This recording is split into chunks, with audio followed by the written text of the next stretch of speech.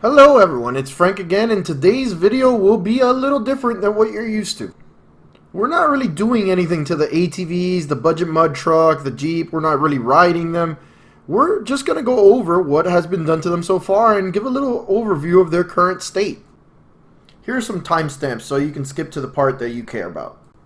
And first will be the Jeep.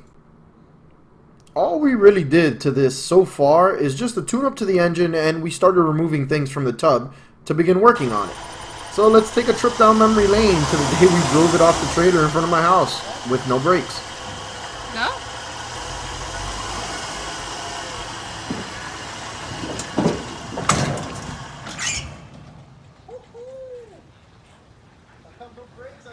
Oh my god.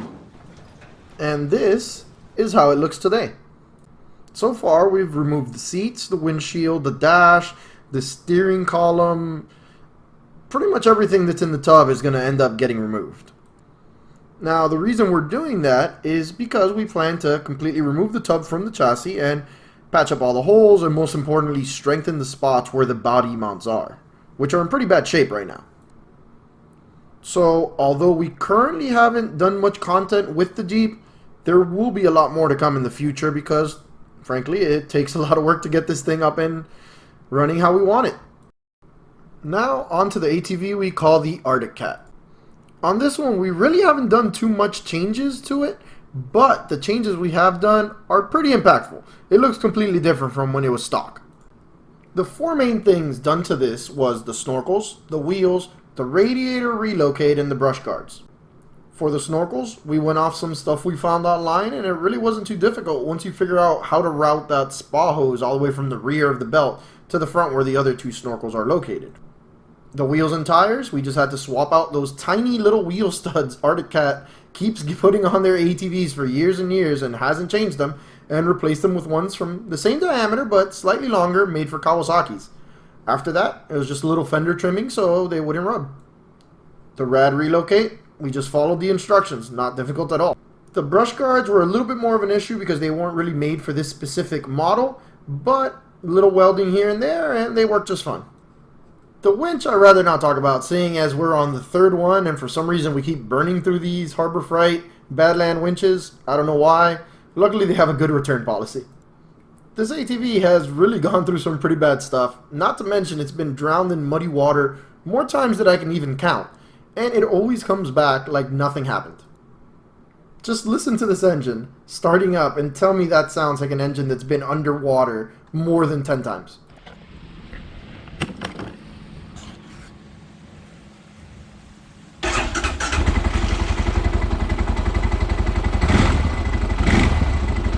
Since we're done with the Arctic Cat, it's only fitting that now we talk about the Canam. The Canam was good to go basically from when we first purchased it. It already had snorkels, it already had a radiator relocate, and it had some pretty nice sized tires. Hell, it even brought a cup holder. Because of that, the majority of the work we've done on it has basically been maintenance. There's really only two exceptions to this. I wanted bigger tires, and I wanted a light whip. Each of those came with their own set of other upgrades I had to do to make them work. The light whip I made myself, and then the wiring started becoming an issue because I had it connected directly to the same wiring that the light bar had. So because of the light whip, I ended up rewiring both the light bar and the light whip, and I added a little fuse box for the two of them. That's similar to what happened with the tires. I got some bigger tires, 33s, with some 14-inch rims. Problem is, I was getting too much rub, so I had to put some spacers. After the spacers, I was still rubbing, so I had to trim fenders. After that, I was worried I might burn through some belts, so I added a clutch kit as well. Mechanically, I have no complaints about this ATV. It runs perfect, it starts up, and it sounds great.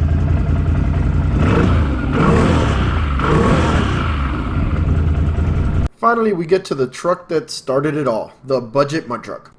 Currently, there's over 30 videos of the budget mud truck on my channel. So, as you can imagine, a lot of work has been done to it. Too much to really go into great detail for each and every one in this video. So, I'm just going to talk about the biggest one so far and a little bit about the truck itself. The budget mud truck was a 2000 Ram 1500 with a 5.9 liter Magnum in it. The biggest difference you can see without having to go underneath the truck is the pretty large 42-inch tires. In order to get those beefy tires in and not blow up a diff, we swapped the axles completely with the 1-ton setup from a 3500. After that, it was just about finding the right rims, trimming fenders, and lifting the truck more so they fit. It sounds great and drives about just as well as you'd expect. There's obviously still a lot of work to be done on this truck, but for right now, I kind of want to get some use out of it. I really haven't been able to take it out as much as I want to. And it is the budget mud truck, not just the budget truck. So I do want to get it out in the mud and test out everything that's been done to it and, break some parts and have to fix them. So hopefully sooner rather than later, you'll be seeing more of this truck doing what it was built to do. And that's it. You're all caught up on all 4 vehicles. If you like this kind of content, please like, share, and subscribe. And if you have any questions, leave me a comment below. Thanks for watching.